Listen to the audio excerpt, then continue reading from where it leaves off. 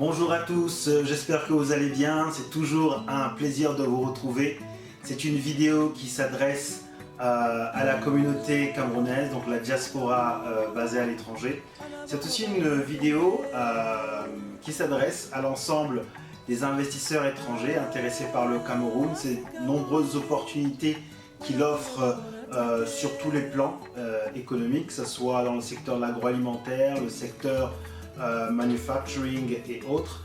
Et donc nous avons lancé ce concept via la société ADPM de pouvoir être ce pont, comme on dit, ce bridge, qui permettrait à toute personne intéressée, ayant des capitaux ou une idée qui voudrait faire marcher au Cameroun, de pouvoir donc passer par nous pour pouvoir avoir des informations pertinentes sur le terrain, de là où il faudrait investir, et bien entendu aussi de pouvoir utiliser nos services d'accompagnement pour pouvoir donc passer à la conception, la réalisation des projets, entre autres, qui les intéresseraient. Donc je suis Gabriel Eyete, le directeur founder de la société African Diaspora Project Management, ADPM, que vous trouvez sur LinkedIn, sur d'autres réseaux sociaux.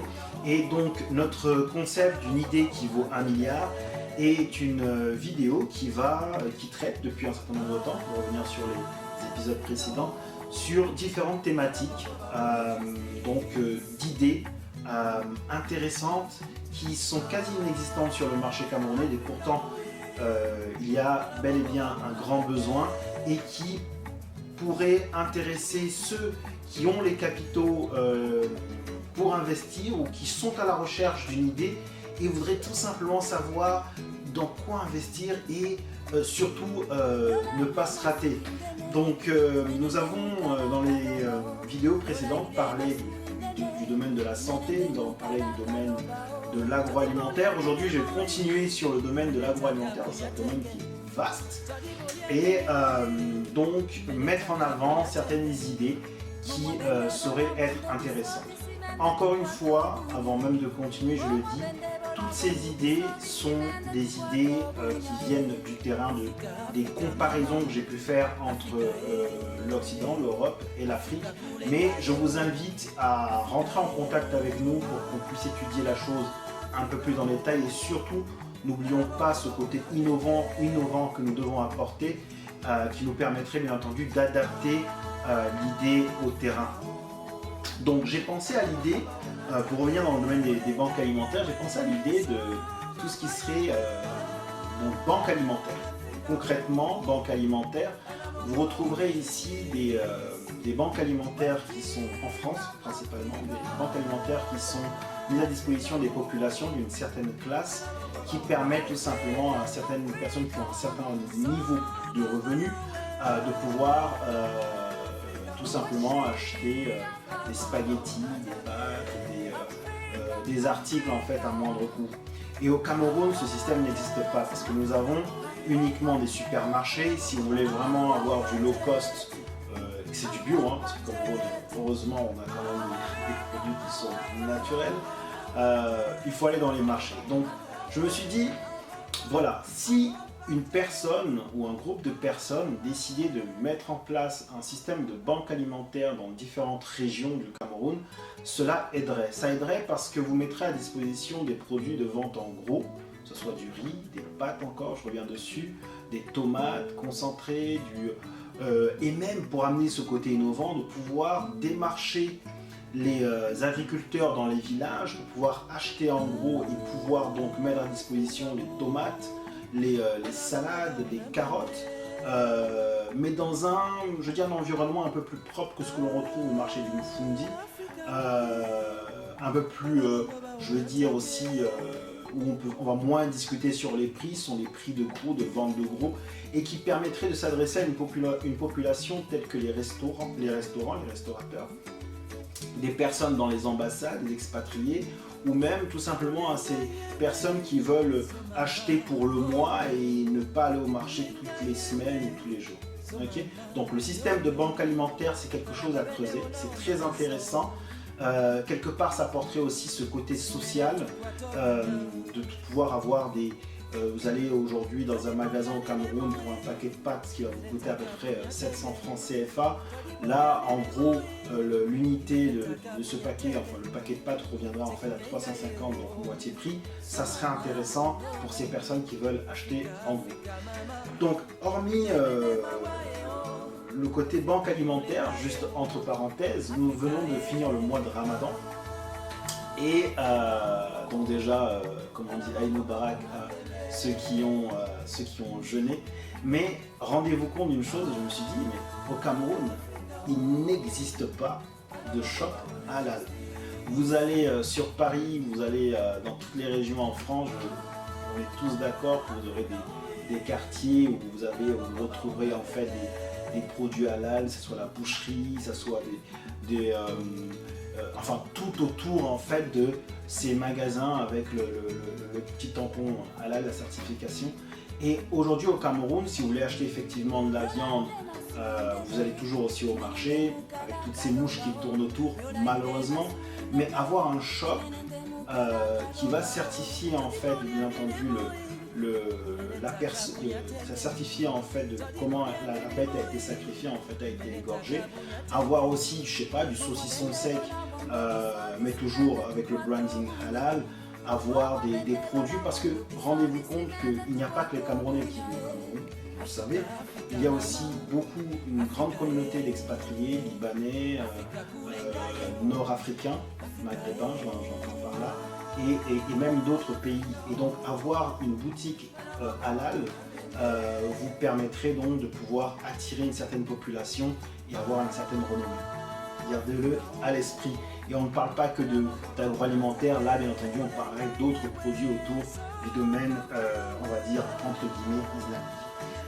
J'ai pensé donc à, la dernière fois nous avons parlé en fait de représenter ces chaînes de supermarchés. Je vais revenir dessus parce que clairement c'est un domaine porteur de pouvoir rentrer en contact avec des chaînes de supermarchés ici, que ce soit en Europe ou dans les pays du Moyen-Orient, qui voudraient en fait s'implanter, avoir des succursales du côté du Cameroun. Pour information, nous faisons aussi des études, nous avons fait des études récemment pour des sociétés qui sont à Dubaï et qui voudraient s'installer au Cameroun. Et figurez-vous, ce qui m'attriste quand même quelque part, c'est que ce sont les investisseurs étrangers qui sont plus intéressés par le Cameroun que les Camerounais eux-mêmes. J'entends par là de la diaspora et qui auraient les moyens. Donc j'invite tout le monde, entre guillemets, à reprendre confiance en notre pays, à son économie, à ses opportunités et aussi de pouvoir enjamber donc le pas pour se diriger dans l'entrepreneuriat et à l'entrepreneuriat sur le territoire camerounais. Maintenant, je vais aborder le domaine de la vente de jus de fruits. Vous le savez, si vous faites des recherches, que prenons le cas du jus de corosol, c'est un fruit qui aide par rapport au traitement du cancer. Vous avez des produits comme la mangue, comme l'ananas, que vous retrouvez au Cameroun, mais vraiment à moindre prix. Et je me rappelle, lorsque j'ai fait le UK, il y avait une personne qui a innové en vendant des jus de fruits sans conservateur. Mais je peux vous dire que tous les matins, tous ceux qui allaient au travail et qui voulaient vraiment avoir, pas le Red Bull, la boisson gazeuse, mais vraiment la boisson plus énergisante aux fruits naturels, tous achetaient ces produits-là et je peux vous dire qu'aujourd'hui c'est un millionnaire. Donc j'invite ceux qui souhaiteraient s'investir dans cette partie jus de fruits. C'est vrai qu'il y a il faut passer, il y a des textes de loi qui régissent plus ou moins la vente de ce type de boisson, mais on est vraiment dans un secteur qui porterait, qui est très intéressant. Et là en fait le challenge serait plus au niveau de la réglementation et de la distribution, puisqu'il s'agit de cibler en fait un secteur, commencer à distribuer, avoir des retombées, et puis après c'est une histoire de bouche à oreille et d'organisation. Donc n'hésitez pas, cibler plusieurs fruits en mettant bien entendu une fiche d'ingrédients et de bienfaits de ce produit-là, jus de mangue, jus de banane, vitamine B, enfin c'est très intéressant et puis vous montrez les bienfaits et je suis persuadé que ça pourrait être très intéressant. Et vous voyez aussi au niveau des composants pour pouvoir apporter un minimum de sécurité au niveau des consommateurs. Maintenant, je vais parler en fait du domaine diète. Au Cameroun, on mange, je l'ai dit la dernière fois, on aime bien manger et parfois on mange un peu de tout et de n'importe quoi parce qu'on est invité par-ci par-là, ce qui est très bien, c'est pas un problème. Mais on a un problème d'obésité.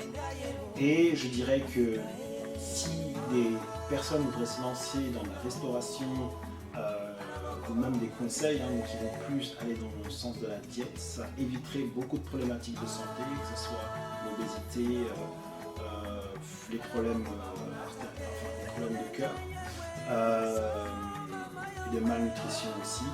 Et donc mettre en place un système un restaurant ou je veux dire des petits stands où vous pouvez vendre en fait des shakers de salade avec des croûtons de pain par exemple, ou donner des conseils, ou vendre d'autres produits qui permettent en fait de pouvoir avoir pour les femmes, surtout je dirais faire du régime, pour les hommes aussi, on ne se trompe pas, là oui ça serait intéressant.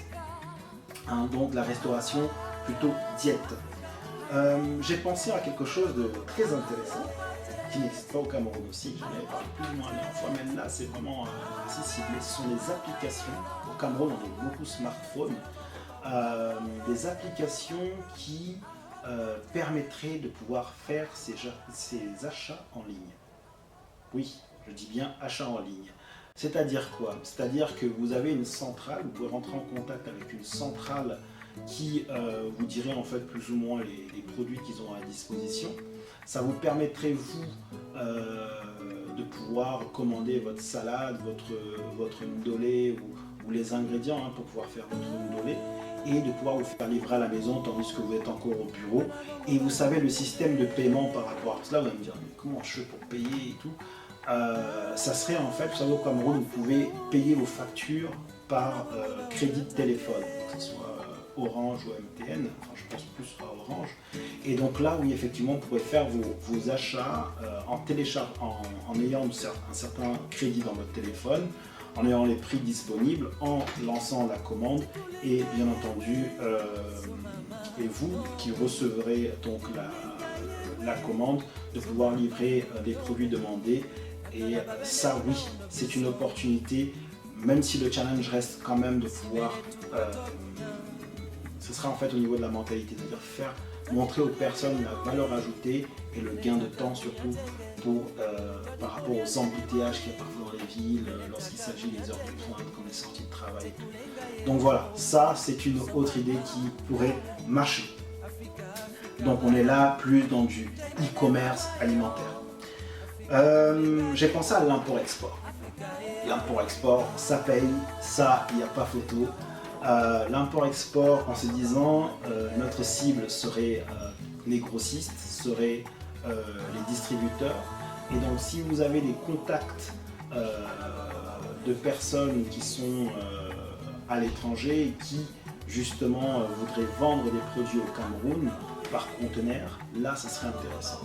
Pour information, ADPM est aussi dans l'import-export. Vous pouvez visiter notre site www.adpm-investiraucameroun.com et vous rendrez compte en fait que nous sommes très actifs dans ce domaine-là. Nous avons des contacts justement avec la région nord-africaine de personnes qui vendent des produits, et régulièrement nous approchons les distributeurs, les distributeurs locaux, les grossistes, pour justement pouvoir vendre leurs produits et devenir ces représentants. Donc vous qui avez des capitaux et qui cherchez à investir dans un domaine, nous pouvons vous mettre en contact, nous pouvons vous faciliter justement ce type de business. Donc l'import-export, et je vais venir maintenant sur des banques, un système de banque, on va plutôt dire le domaine des finances, donc le financement des micro-activités agroalimentaires. puisque vous avez des personnes qui ont des terres, qui sont dans des villages, qui sont propriétaires terriens et qui, en gros, ont tout simplement besoin de budget pour pouvoir lancer leur champ. Donc ici, il s'agit en fait de pouvoir voyager, aller dans ces villages, passer des contrats avec ces personnes, ces paysans, ça n'a rien de péjoratif, et donc de pouvoir travailler, de pouvoir passer un contrat justement sur la prochaine récolte, de financer leur projet et donc de pouvoir tirer parti des bénéfices justement lorsqu'il y aura vente de ces produits. Ça aussi c'est intéressant, il y a, je dirais, entre guillemets, un très faible taux de prise de risque et surtout des bénéfices tant que le contrat ou les personnes qui adhéraient respecteraient les clauses. Autre chose, je développerai un peu plus tard le domaine de l'élevage, mais sachez qu'au Cameroun, c'est vraiment un progrès. Et il faut savoir féliciter le gouvernement camerounais, parce qu'on critique beaucoup, mais il faut aussi savoir féliciter, qui finance, subventionne les personnes qui s'investissent, les locaux qui s'investissent dans le domaine agro-pastoral. Donc je dirais que le domaine, ce secteur-là, agro-pastoral, l'élevage des poulets, des moutons, ou des chèvres, ou même le domaine de la pisciculture, donc l'élevage de poissons, c'est quelque chose qui paye. C'est quelque chose qui est rare, mais les personnes qui sont investies dans ce type de secteur sont des personnes assises, comme on dit au pays. Donc je vous donnerai plus de détails sur comment faire les choses plus tard. Mais je vais terminer surtout avec le domaine des matériaux qui sont liés justement à l'élevage et aussi à la culture. Parce que nous avons des génies au Cameroun, il faut le savoir. Nous avons des personnes qui sont des ingénieurs qui chaque jour cherchent des solutions pour pouvoir aider justement à l'avancée des travaux, des projets, que c'est dans les champs, etc. Mais qui n'ont pas forcément la possibilité de pouvoir vendre ou bien produire même les machines